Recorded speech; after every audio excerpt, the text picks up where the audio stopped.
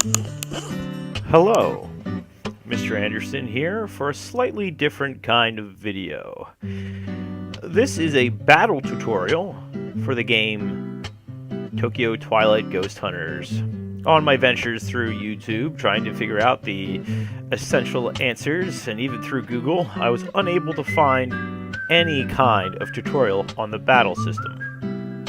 The battle system can be quite confusing, especially since the tutorial that they give you in the beginning of the game kind of sucks, and the manual they give you, on the PC version at least, is atrocious.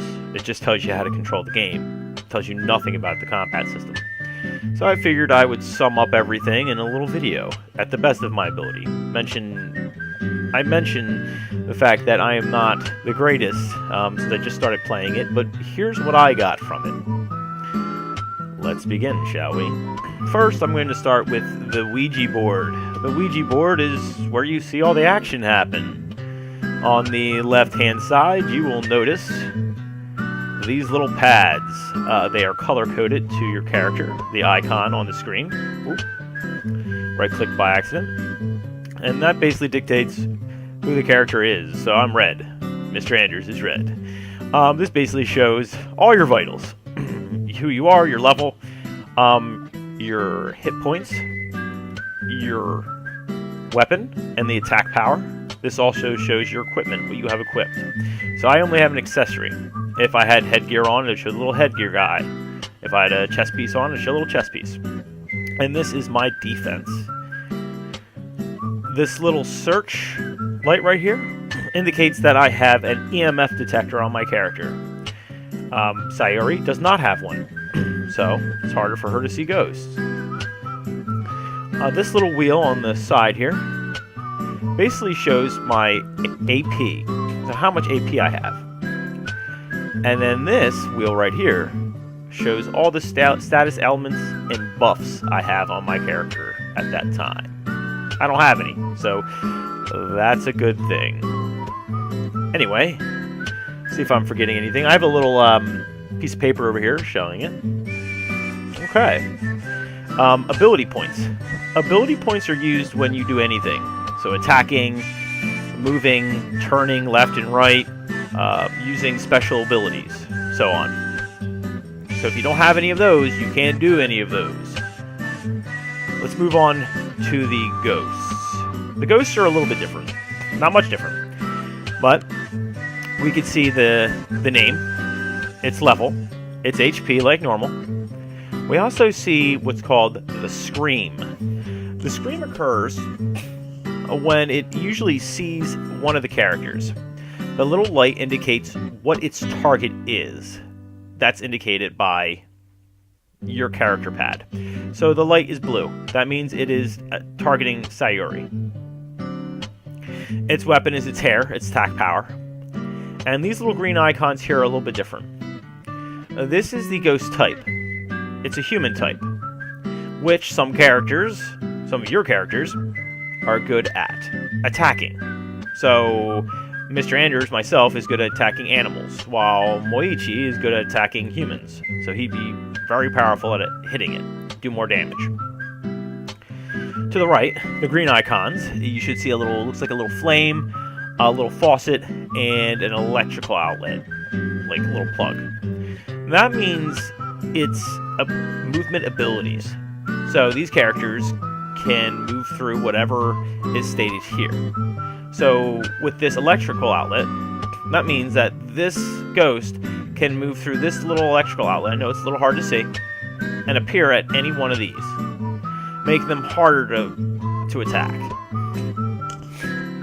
Alright, so you'll also notice that on the board you'll see around them blue tiles. This indicates where they might move during the forecast. So it's important to look at that when you're trying to guess where they're going to go. Let's actually look at the battle layout here. The battle layout shows you where you are on a gridded space. The 12 remain, that is how much time you have before you fail your objective. It's timed. Every turn or phase or phases, this clocks down. So every phase is a minute.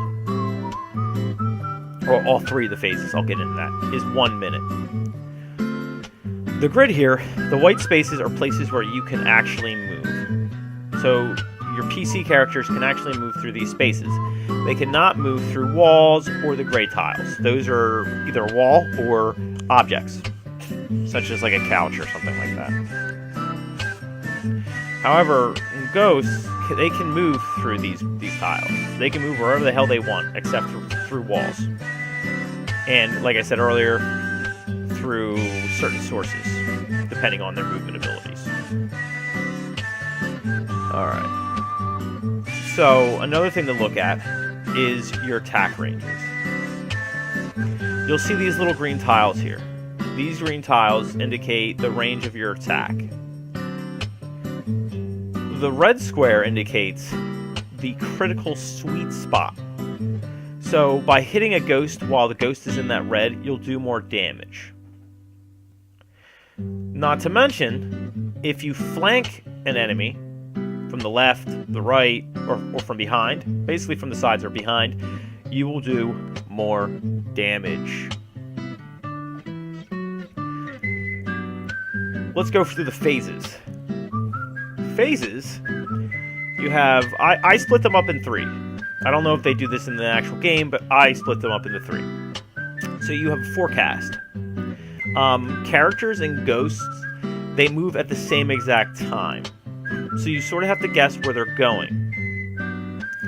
Attacks will be executed even if it doesn't hit its intended target, and it will still expend your AP that you spent to do it. All actions are planned in the forecast. So it's important to really guess where the ghost is going to go and put your aces in their places, meaning your characters where they're going to be best suited.